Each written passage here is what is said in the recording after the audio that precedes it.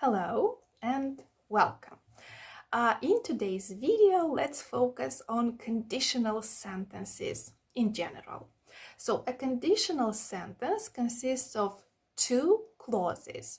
The main clause containing a verb in a form with will or would, and a subordinate clause introduced by if, also known as the if clause.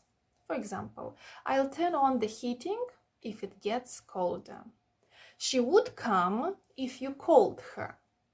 You would have got a higher score in your test if you had studied harder.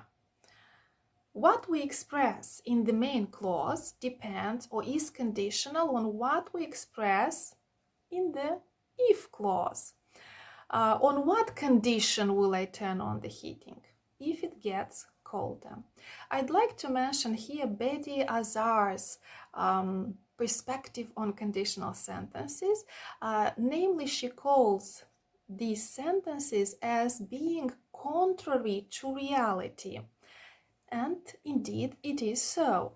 I'll turn on the heating if it gets colder. The reality is it's not cold enough. That's why the heating is off. Or she would come if you called her. The reality is you haven't called her. That's why she's not here. And finally, you would have got a higher score if you had studied harder. The reality is you didn't study harder, so that's why you got that result.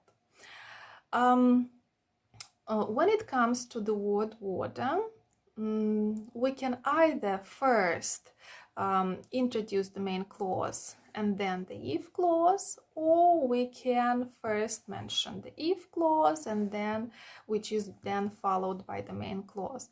So both variants, I'll turn on the heating if it gets colder, and if it gets colder I'll turn on the heating, are correct in English.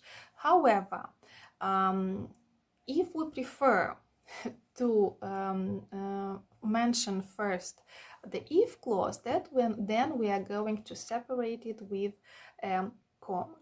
So basically, this is all I wanted to share with you in this introductory video concerning conditional sentences in general. Now, in the other videos, we will examine each conditional type separately and see how each type is formed and definitely what it expresses.